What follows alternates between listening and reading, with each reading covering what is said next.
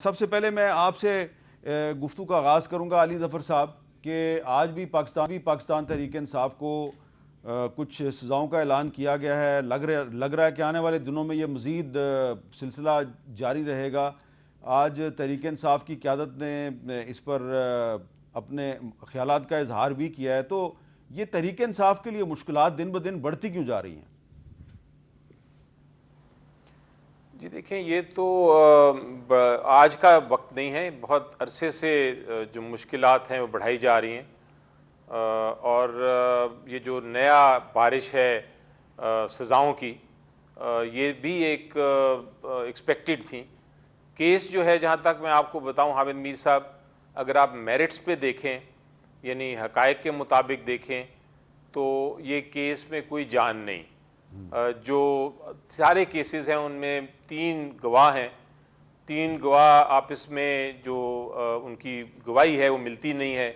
بہت سارے ایسے لوگ ہیں جن کو انہوں نے ایف آئی آر میں ذکر ہی نہیں کیا، لیکن ان کو سزائیں ہو گئیں. تو میرٹس تو اپنی جگہ بالکل کمزور ہیں کیس میں، وہاں کوئی ہمیں خدشہ نہیں. لیکن ایشو یہ ہے کہ چونکہ طاقت اس وقت حکومت کے پاس ہے، تو اس لیے وہ اس طاقت کے استعمال کے ذریعے یہ کنوکشنز جو ہیں، یہ جو سزائیں ہیں وہ دے رہے ہیں، اور کوشش کر رہے ہیں کہ ہمارے لیڈران کو اریسٹ بھی کریں. اور آپ کو پتہ ہے ایک بار اریسٹ ہو جائیں تو اس کے بعد بہت دیر لگتی ہے. 2 سال ہو گئے لوگوں کو کسی سزا کے بغیر بھی عدالتوں میں گزارتے ہوئے.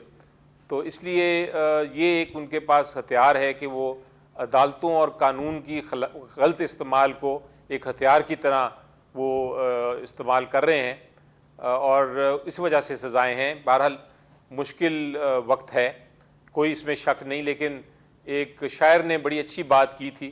اس نے کہا تھا کہ سمندری جہاز تو آپ کے پاس ہیں، طاقت ہے آپ کے پاس، لیکن جو سمندر کی لہریں ہیں یعنی عوام، وہ ہمارے پاس ہے. تو جب تک عوام ہمارے ساتھ ہوگی، ہمیں ان جہازوں سے کوئی فرق نہیں پڑتا. ہم انشاءاللہ ان کا مقابلہ کریں گے، عدالتوں کے ذریعے ہی کریں گے. طاہر سندھو صاحب، مجھے یاد ہے کہ جب عمران خان صاحب وزیر اعظم تھے اور آپ کے اسی طرح جو مسلم لیگ نون کے رہنما ہیں ان کو گرفتار کیا جاتا تھا، تو آپ اس وقت عدالتوں میں بھی پیش ہوتے تھے ان کے لیے. اور آپ جب رانا ثناء اللہ صاحب کو سزا ہوئی تھی تو آپ نے بڑا اس پہ احتجاج بھی کیا تھا. آپ لوگ بھی اس وقت یہی کہتے تھے کہ یہ جو حکومت ہے نا، یہ اپنی طاقت کا ناجائز استعمال کر رہی ہے. تو آپ نہیں سمجھتے کہ جو آپ اس وقت کہتے تھے آج کل وہی کچھ تحریک انصاف والے کہہ رہے ہیں، تو وہ بھی درست ہیں اور آپ بھی درست ہیں؟ یہ ریسیپروکل ہے ایکچولی، لیکن تھوڑا سا فرق ہے. مسٹر علی ظفر صاحب میرے لیے تو بہت زیادہ قابل احترام ہے. ان کے والد محترم بھی، اور یہ بھی، وہ تو اب دنیا میں نہیں، اللہ پاک ان کو کروڑ جنت دے. میں ان کا بہت زیادہ احترام کرتا ہوں. انہوں نے ریسنٹلی ہمیں مائنورٹیز کے بل میں ہمارا بہت ساتھ دیا. میں نے ان کا نام لیا تھا کہ ان کو ہیڈ بنایا جائے سب کمیٹی کا. لیکن اس میں فرق بڑا تھا. رانا ثناء اللہ پہ ایک ٹوٹل دیکھیں سزائے موت کا مقدمہ 15 کلو ہیرن اس پہ ڈال دی گئی ایک بندے پہ. میں یہاں پہ میں کرسچن ہوں، میں قسم نہیں دے سکتا، لیکن ان کی خاطر میں قسم بھی کھا سکتا ہوں کہ بالکل جھوٹا مقدمہ تھا. اور ان کا جرنیل وہاں پہ آ کے اور ساتھ عمران خان بیٹھتا ہے، شاہد افریدی کہہ رہا ہے بھائی سب نے جان اللہ کو دینی ہے نا. تو آپ اب قسم نہ کھائیں، لیکن یہ بتائیں کہ یہ ڈاکٹر یاسمین راشد صاحبہ جو ان کو بھی آپ اچھی طرح جانتے ہیں. جی جانتا ہوں. تو وہ آپ کے خیال میں تقریب کار ہیں؟ ان کو 10 سال قید کی سزا دی. میں یہ تو نہیں کہوں گا تقریب کار ہیں، لیکن اس دن کی ایویڈنس یہ ہے. دیکھیں علی ظفر صاحب کو پتا ہے there are 3 kinds of evidence. تو ان کی جو ایویڈنس بڑی اسٹرانگ ہے کہ خود پراڈو پہ، سفید پراڈو پہ بیٹھی ہیں جیل روڈ پہ، اور کہہ رہی ہے کہ ہم نے سارے پوچھ رہے کہاں چلنا ہے ڈاکٹر صاحب، کہہ دی کور کمانڈر ہاؤس پہ جانا ہے، کور کمانڈر ہاؤس پہ جانا ہے، آپ نے بھی چلایا یہاں پہ. پھر جو اعجاز چودھری صاحب ہیں انتہائی قابل احترام ہیں، لیکن جب وہاں سے حملہ ہو گیا، حسان نیازی پین لٹکا رہا ہے اس کی اپنا کور کمانڈر کی، تو اعجاز چودھری صاحب اپنے بیٹے کو ٹیلی فون پہ کہہ رہے ہیں جو لیک ہو گیا تھا کہ ہم نے ایک گملہ تک توڑ دیا ہے اس کا. میں اس بات سے نہیں کہ سزا کیسے ہوئی یا کیا ہوا یا پروسیکیوشن کیسی ہوئی، یہ بات یہ نہیں. اگر یہ بندہ قتل ہو گیا ہے حامد میر صاحب، اگر ایک دوسرا ملزم بے گناہ ہو جاتا ہے تو اس کا مطلب یہ تو نہیں کہ قتل نہیں ہوا. کیا 9 مئی جو ہے ایک حقیقت نہیں ہے؟ کیا یہ جو پروجیکٹ عمران خان تھا، کیا انہوں نے بعد میں انہی کو یزید قاضی فائز صاحب کو روکا چیف جسٹس نہ بنے، وہ بن گیا. جنرل حافظ سید آصف منیر صاحب کو روکا کہ چیف آف آرمی اسٹاف نہ بنے، وہ بن گئے. بھائی آپ اپنی ساری اتنی طاقت آپ کے پاس تھی عوام کی. وہ 5 اگست کو بھی ہم اس لیے کہتے تھے کہ ان کا جو سارا تھوڑا بہت جو بھرم رہ گیا تھا وہ بھی فارغ ہو گیا، کھل گیا. لوگ باہر نہیں نکلے. حتیٰ کہ پشاور میں تو ان کو اجازت لینے کی ضرورت نہیں تھی, وہاں کوئی ڈھنگ کا احتجاج ہو جاتا, وہاں بھی کچھ نہیں ہوا, صرف ایک شہر میں جا کے چھوٹی سی ریلی کی ہے اور ختم ہو گیا. اب بھی ہم ان سے یہی, جو آپ نے 14 اگست والی بات کر رہے تھے, اب بھی ہم ان سے یہی ریکویسٹ کرتے ہیں کہ 5 اگست بھی بڑا ہمارے لیے ایک عجیب دن تھا کہ 370 اور 35 سے روک کر کے انڈیا نے بل ایک غاصبانہ جو ہے وہ کشمیر کے اوپر لوگوں کے بعد آج تک وہ بیچارے ظلم سہ رہے ہیں کشمیری ہمارے بہن بھائی جو ہیں, اور انہوں نے کیا, ہم نے کہا کہ آپ ہمارے ساتھ مل کے آج اکٹھے آ جائیں, آج کا یہ کینسل کر دیں. اب بھی ہم ان کو کہتے ہیں کہ 14 اگست کو آپ ہمارے ساتھ آ کے یوم آزادی بنائیں, یہ احتجاج کو چھوڑ دیں. کس چیز کے پاکستان بننے کے خلاف احتجاج کرنا ہے انہوں نے؟ مجھے تو ان کے لاجک کی سمجھ نہیں آئی. اچھا, آپ کیا کہیں گے ڈاکٹر رمیش کمار صاحب کہ یہ جو تحریک انصاف نے 14 اگست کو احتجاج کا اعلان کیا ہے, تو آپ کے خیال میں یہ مناسب ہے؟ دیکھیں, پہلی چیز تو یہ کہ 26 سالہ میری جو پولیٹیکل لائف ہے, 24 سالہ پارلیمنٹری لائف ہے, میں تو دیکھوں گا کہ میں نے ہر دور دیکھا ہے کرما تھیوری ہے.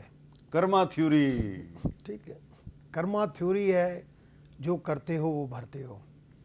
میں نے اتفاقاً سے میرا تجربہ ہر پولیٹیکل پارٹیز کے ساتھ رہا, کیو کے ساتھ بھی 8-10 سال رہا, نون کے ساتھ بھی 5 سال رہا, پی ٹی آئی کے ساتھ بھی 5 سال رہا, ابھی میں پیپلز پارٹی کی طرف سے ہوں.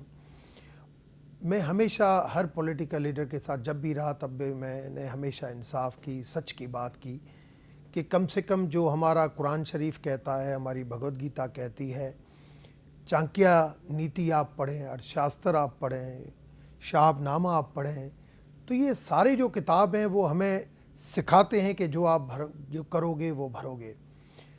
پی ٹی آئی کی صرف غلطی ہے کہ پی ٹی آئی کے اندر پولیٹیکل مائنڈ نہیں ہے. مشیر جو ہے ان کو سمجھ نہیں ہے.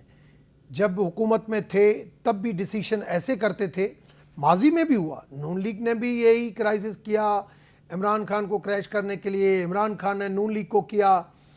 پیپلز پارٹی ایک تھی جو پھر بھی کچھ قدر جو ہے وہ سنبھل کے چلتی تھی کہ نہیں, ہمیں کسی دشمنی میں نہیں جانا ہے, ہمیں سب کے ساتھ مفاہمت کا بادشاہ سفضل زرداری صاحب کو کہتے ہیں, اور انہوں نے ہمیشہ مفاہمت کی بات کی کیونکہ اس کا پولیٹیکل ایک تجربہ تھا.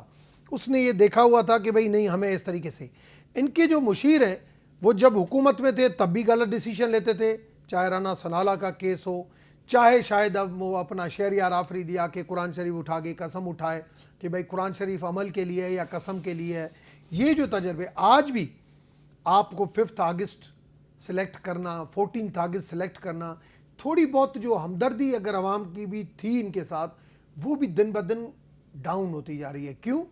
کیونکہ لوگ کہتے ہیں, لوگ پاکستان دھرتی سے محبت کرتے ہیں, اور لوگ کہتے ہیں کہ یار ان کو تو یہ سمجھ میں نہیں آتی ہے کہ ہم اگر کوئی لوگ جشن آزادی کے لیے نکلے, ہم اس کو اپنی ریلی میں. اچھا, اگر 11 اگست کے دن تحریک انصاف کے رہنما ہیں یاسمین راشد, محمود الرشید, اعجاز چودھری, عمر سرفراز چیمہ اور ان کو سزائیں سنائی جائیں گی, تو وہ 14 اگست کو احتجاج کا حق بھی نہ رکھیں؟ 12 رکھیں, 15 رکھیں, 13 رکھیں. آپ 14 اگست کا دن جبکہ پورا پاکستان ہے تو ہم ہیں.